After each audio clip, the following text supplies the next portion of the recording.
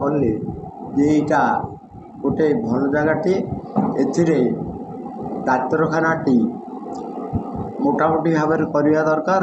TB ରୋଗ ସାଙ୍ଗେ ସାଙ୍ଗେ ଅନ୍ୟ ଯାହା ରୋଗ ଅଛି ତାର ବି କରାଯିବ ବୋଲି ନିର୍ଣ୍ଣୟ ନେଲେ।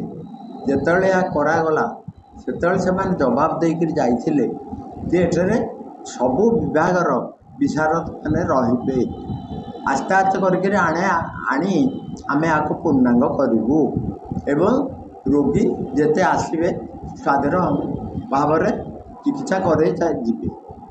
ଏବେ ଦେଖିଲା ବେଳକୁ ଯାହା ଡାକ୍ତର ତ ପୁରା ହେଇପାରି ନାହାନ୍ତି, କିନ୍ତୁ ଯେତେ ଥିଲେ ଏବେ ତାଙ୍କୁ ସବୁ ଅନ୍ୟତ୍ର ବଦଳି କରି ନିଆଯାଉଛି। ଏଠି ବର୍ତ୍ତମାନ ଡାକ୍ତର ନାହାନ୍ତି, ରୋଗୀ ଗଲେ ଠିଆ ହେଇକିରି ଆସୁଛନ୍ତି। ଯେଉଁ ଯାଉଛନ୍ତି ଏଠାରେ ଯେତେବେଳେ 500 600 ଏପରିକି 1000 ଡେଇଁ ଯାଉଥିଲେ ରୋଗୀ, ଏବେ ରୋଗୀ ବି ଆସ୍ତେ ଆସ୍ତେ କମି ଆସୁଛନ୍ତି। ଏଠାରେ ଆଉ ଯେତିକି ସ୍ୱାର୍ଥ ପାଉଥିଲେ ରୋଗୀମାନେ ସେ ସ୍ୱାର୍ଥର ଆଉ ପୂରଣ ହେଇପାରୁନାହିଁ।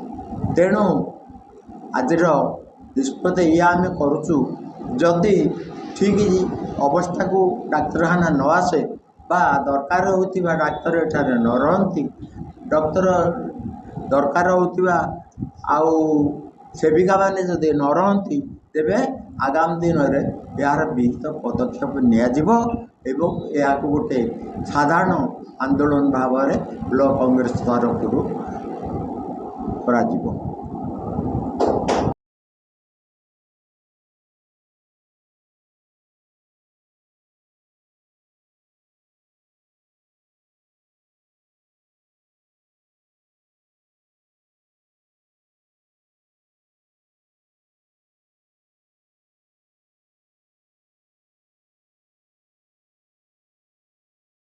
पंचायतर तो किसी उन्नति है बसंत मंदिर स्वास्थ्य निवास किसी उन्नति हो गंडा गंडा स्पेशलिस्ट नर्स पोस्ट थी भी से स्थान पूरण होनी। आपड़ जदि गोटे पेसेंट जीवे चांदपुर मेडिकल को गोटे डॉक्टर 200 ରୁ 500 टका फीस नौ तार आपंकर ब्रोकर अच्छा जदि गोटे पेसेंट चांदपुर स्वास्थ्य निवास छकरे ओह्लौं ब्रोकर सागे सागे पड़े आसुँच पेसेंट को नहीं डॉक्टर पाखे पहुँची जाऊँ।